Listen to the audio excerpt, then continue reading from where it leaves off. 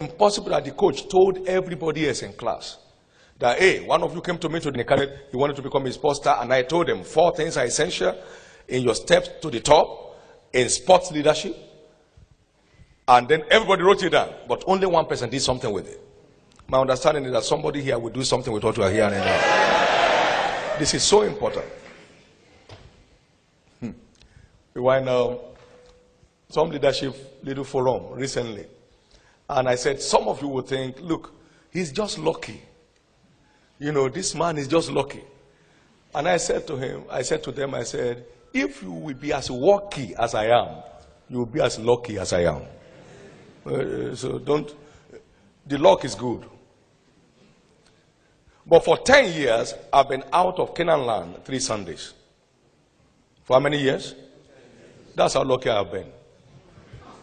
I'll tell you how many times I've gone on leave. Now, for 20 years in Lagos, I've been out of church on Sunday morning 10 times. Wherever I am in the world, I fly in, even if it's 4 a.m. in the morning on Sunday morning. Just to show how lucky I can be. Now, for 28 years, I have kept a work schedule that is not less than 16 hours a day. I'm really very lucky.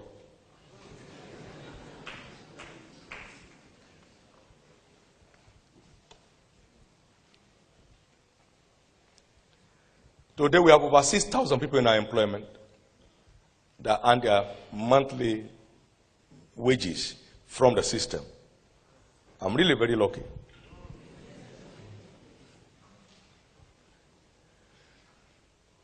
You know, one of these great writers said, success is a matter of luck. Ask any failure. That's his conclusion, is luck. But ask any first-class student in school, and he will let you know his first-class investment in his studies that resulted into his first-class rating in class.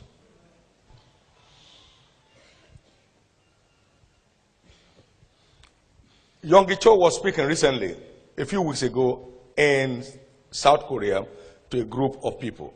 And he was telling them what he did with his life the last 50 years.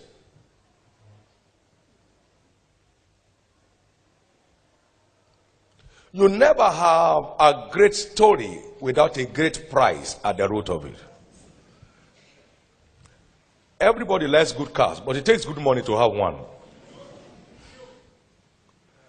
And in every country, including America, there are different grades of cars. You can buy a car for $500. And in the same country, you find somebody buying a car for $5 million.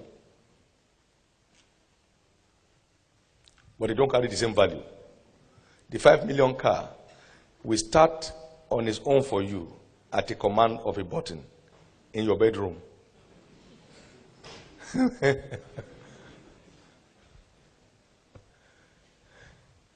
If wishes were horses, they say, beggars will ride.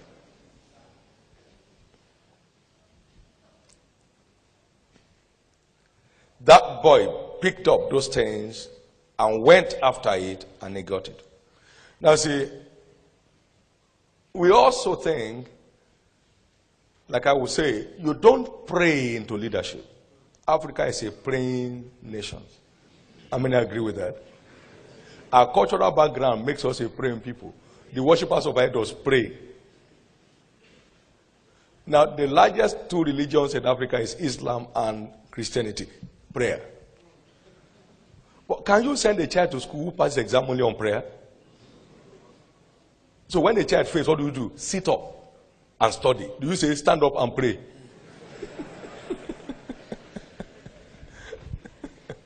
You can't become a leader in your class by prayers.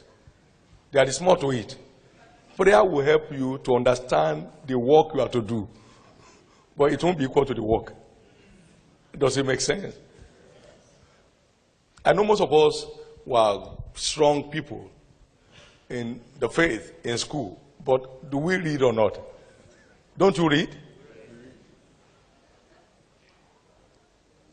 So there is no way to pray yourself into leadership. You know, one woman came to Jesus in Matthew 20 and was asking, I pray that one of my sons will stand by your right and the other one by your left, or the other children can sit anywhere else.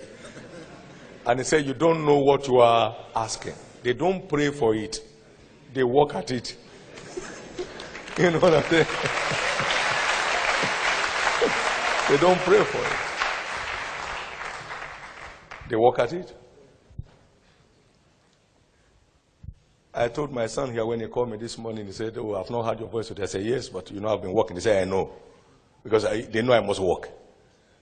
You know, no matter how late it is, 3:30 in the morning I was up to start setting the day up and getting myself together.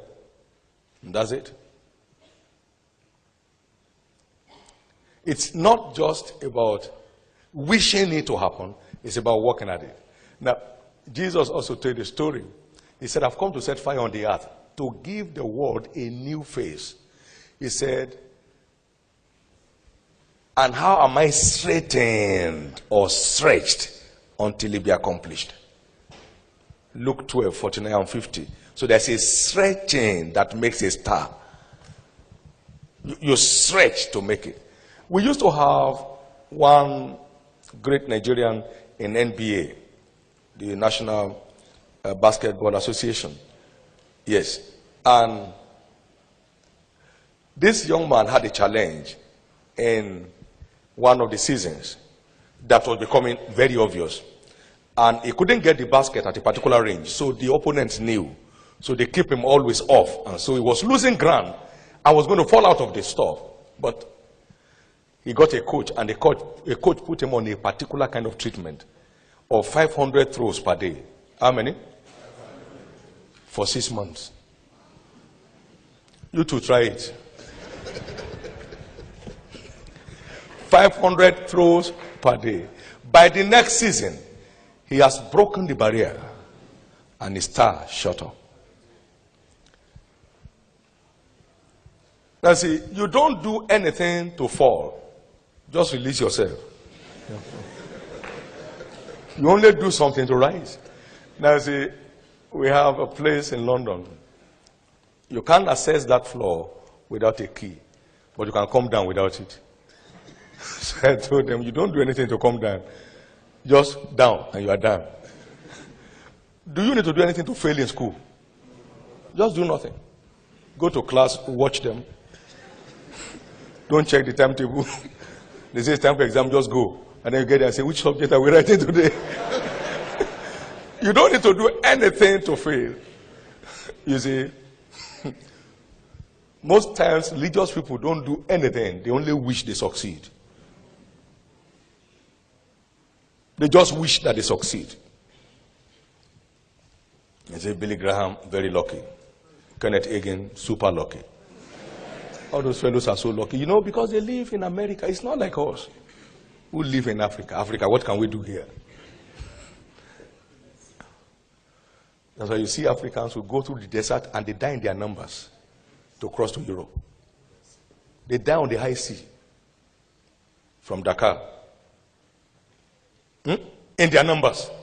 Because they don't want to take responsibility to redefine their own place. I think we are here this morning to give a new definition to Africa. How many believe that a new Africa shall emerge?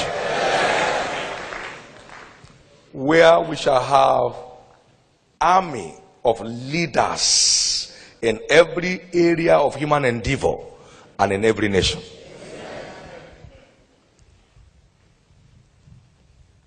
You don't pray into leadership, you pay into it.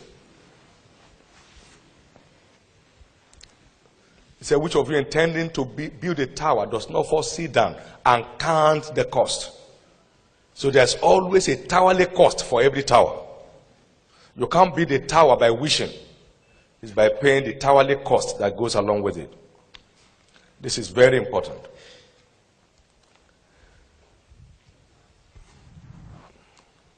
Now we also want to recognize that life is a race. And as a race, you need two legs to participate. Life is a race and every participant requires two legs. to be involved. There is no way one-legged man can compete in a 100 meters race. No, we all need 2 legs to partake in a race. He said, don't you know life is a race and all that I need to run all and one receives the prize. So it is not just running, it's running to get the prize that makes the leader. There are 8 people on the track and then they take 1, 2, 3 and then they say, oh, the others will go to wherever they came from. We are interested in only 1, 2, 3. All others, thank you very much for coming. See you another time. So it is not, there's only 1 gold medal. It goes to number 1. There is silver medal. It goes to number 2. There is bronze medal. It goes to number 3. So it's not that, okay, I participated. No. Did you win the prize? So it is the prize winner in every field that emerges the leader there. So life is a race.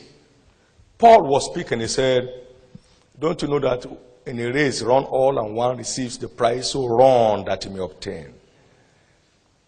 Hebrews also said that we should run the race, I said before us, with patience. Hebrews 12, 1 and 2.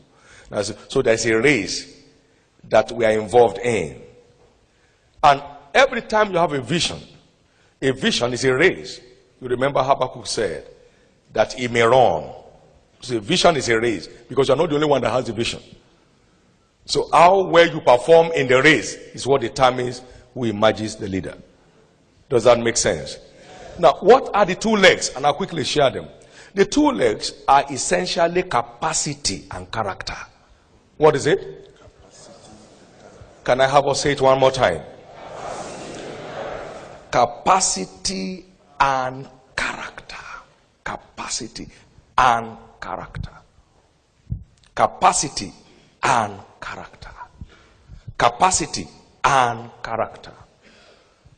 Let me glean it out from 3. You see, there's a man by name Napoleon Bonaparte. How many heard his name before? Napoleon Bonaparte. He said something. He said, the Bible is not just a book. He said, it's a living force that creates its path when applied. Now, what that means is this. There are certain principles that you glean from scriptures that help to create your desired future. Now, Moses was saying, Jethro was saying to Moses, if you want to accomplish this mission, then position people to share responsibility with you. But these are the requirements for those leaders. 1, he said, look you for among the people able men. Say with me, able. Now the word able connotes capacity.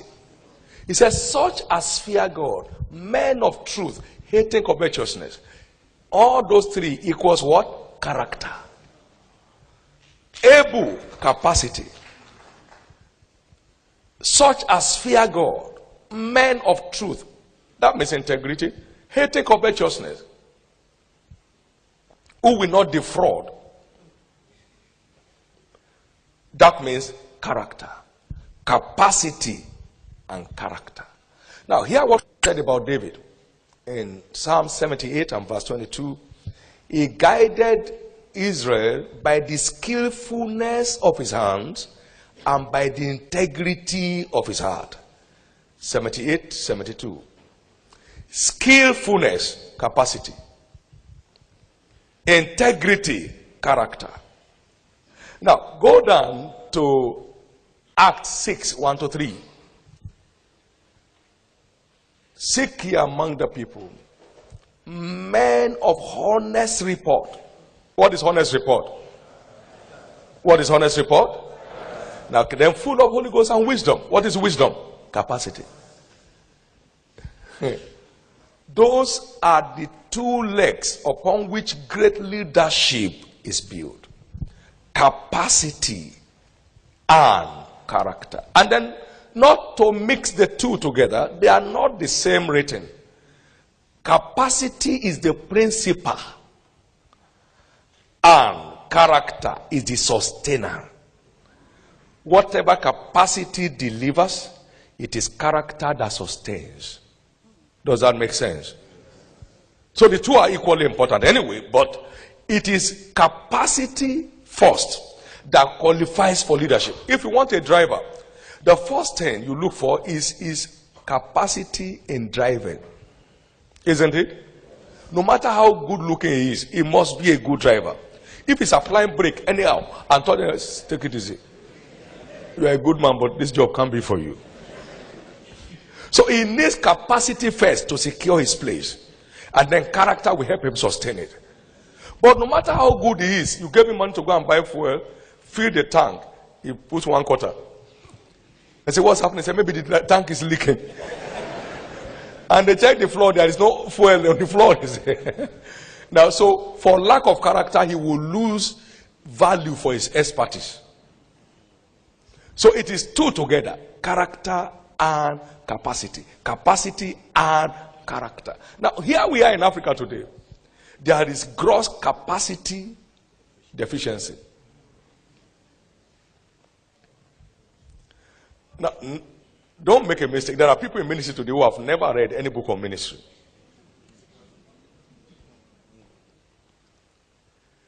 Now, we are leading human organizations and we have not read anything on administration. How are we going to succeed?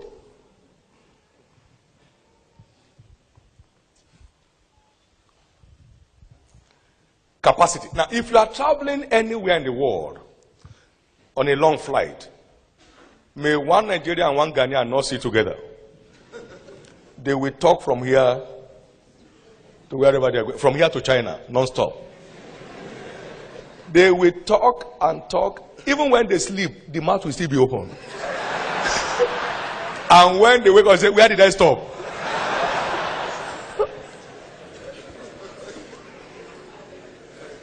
But you see, some other fellows from other developed countries, he sit down on his laptop, or reading, or drawing some plans, or working at some things, or sleeping. I have been in it many times, so I know what it is. Two Africans, dangerous. To sit with on a long flight. They will talk about everything about everyone. What of your children? Where are they? What did he study? Where did he study it?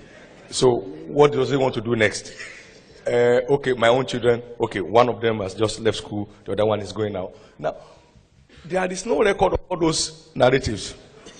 So as soon as they come down from the plane, nobody remembers anything. They have gone, and they may never meet again. But they have wasted all the time. He's going for business, there's no attention on the business. He's going for a conference, maybe to even speak there, but there's no attention. But he's very busy just talking. There is gross capacity deficiency. I mean, I must tell you this. I've seen quite a few people, I've met quite a few people, and I feel for Africa. How do you feel when you hear a man like Barack Obama speak? Don't you feel good? Are you saying there are no such fellows in Africa? There could be greater because he's an African himself.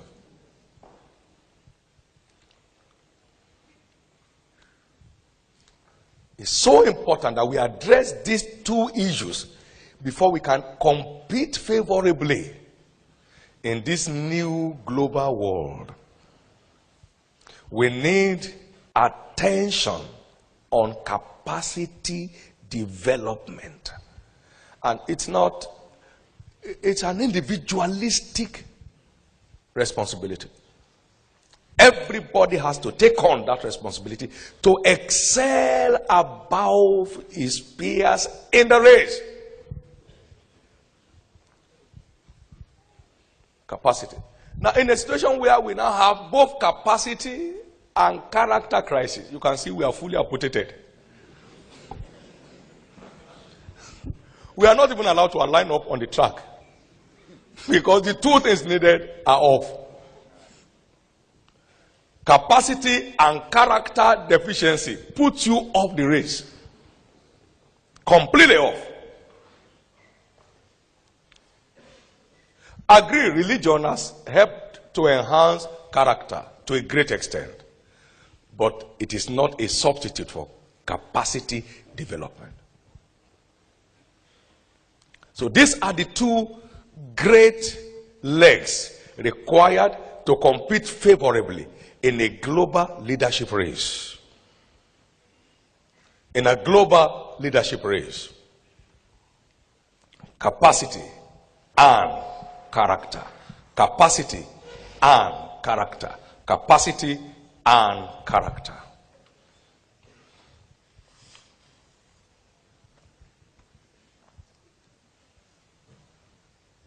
I put up a module here that I called Leadership Covenant.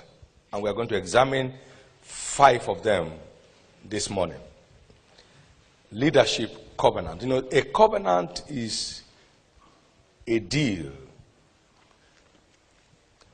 built on well-defined terms and sworn to by an oath. That is, this is what you are to expect if you do the following. What then must I do to emerge a leader? Just like Paul was asking, the jailer was asking Paul, what must I do to be saved? What must I do to emerge a leader? Everybody has a leadership potential in him. That's why we are all in a race. Everybody. But what must I do for the leadership potentials in me to have expressions? What must I do for the leadership potentials in me to have expression? I have found 5 major steps that guarantees your access to the topmost top. We have some steps up this platform. I'd like you to know, no matter how hard you pray, if I don't mind these steps, I'll never access that platform.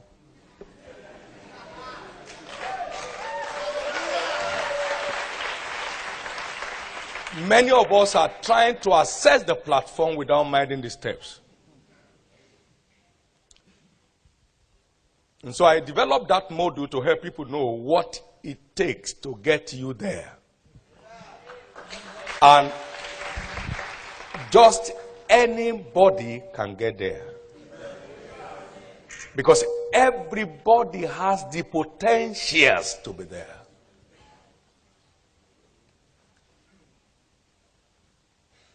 And just anybody can get there.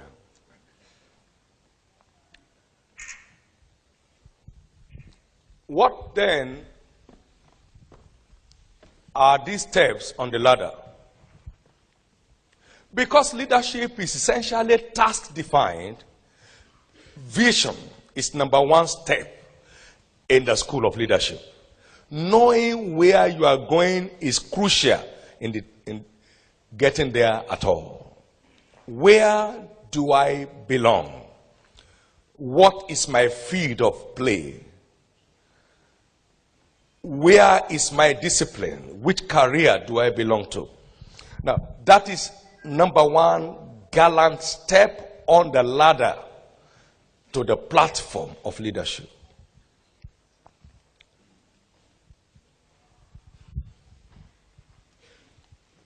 I took this module essentially from Ecclesiastes 10, from one of the greatest leaders in Bible history, Solomon. And verse 5 to 18. He said, I have seen an evil under the sun as an arrow that proceeds from the king. I have seen fools set in high places and the rich men in low places. I have seen servants on horses and princes walking on foot as servants. And he went on this, he began to analyze what has happened that has reversed the situation. He that cleaveth wood, he shall diggeth a pit, shall fall into it. He that cleaveth wood shall be endangered thereby. He that breaketh an edge, a serpent shall bite him. That means a covenant was broken. that has put the servants on horses and princes on foot as servants. Even though we have potentials, potentials also differ from one level to another. You remember the parable of the talent? He gave some 5, he gave some 3, some 2, and gives another one 1. And he gave to them according to their several abilities. So he has seen somebody with 1 capacity or 1 degree potential riding on horses, and somebody with 5 going on foot, because the covenant of accessing the top has been broken. Then he began to analyze what particular covenants were broken. Then in verse 10 he said, if the iron is blunt and you don't sharpen the edge, then you will need to put in more strength. But wisdom is profitable to direct. So the first broken covenant is direction. Lack or loss of direction. Not knowing where you are going. Lack of vision and purpose for life. So until purpose is defined, leadership cannot have expression. Everybody belongs to some specific places. Some will be in politics, that's where they belong. Others will be in industry, that's where it belongs. Some others will be in ministry, that's where they belong. Some others will be in business, that's where they belong. So everybody, some will be in academics, that's where they belong. Everybody belongs somewhere. And until where you belong is discovered, you are not on your way to the top. Most Africans are satisfied with survival. Very few look forward to impact. That's where we're a continent that is made up of largely mediocres. Well, if you have food to eat and you send children to school, what else are you looking for? What is life? Sit down.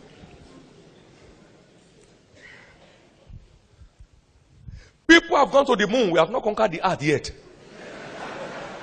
Now they have left the moon and gone to the Mars. We are still struggling with the earth. People have gone into space. We have not survived the air. You know, we have 3% aviation air utilization in Africa. And we have 40% of aviation casualties in Africa. What a paradox. Utilization 3%, accident 40%. That is the global record. People have gone into space. We are struggling with the earth. Africa cannot feed itself now, except by importation of food from people who took seedlings from us most of the times. So it's so important for us to know that we need to know where we belong so we can recreate our continent in no time. Everybody here belongs somewhere.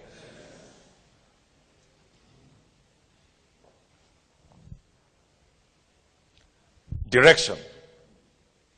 Direction. You must have a direction for your life where you belong.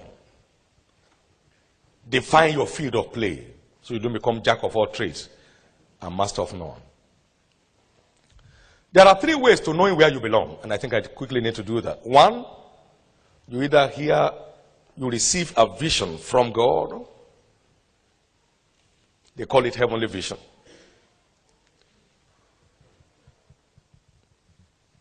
Like you have it in Habakkuk 2, 1-3. You have Paul narrated that in Acts 26, verse 19. Or you discover a gifting in you. There is a gifting in you. Every mortal man on this earth has a divine endowment in his nature. There's an area which turns you on naturally. Does that make sense? No matter where you belong. There's something in you that turns you on naturally. It's a divine deposit at creation. Everybody carries a definite talent. So you either have a divine direction by whatever way you get your own, or you discover a gifting inside you, a talent inside you. Remember, he gave them talents and he said, occupy it till I come. So the talents can productively, impactfully engage you till the end of your life. And then number 3, of course, there could be a passion. To discover a burning passion within you.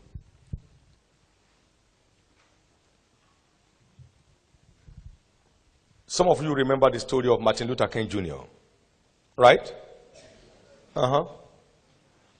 Who fought this racial discrimination to his knees.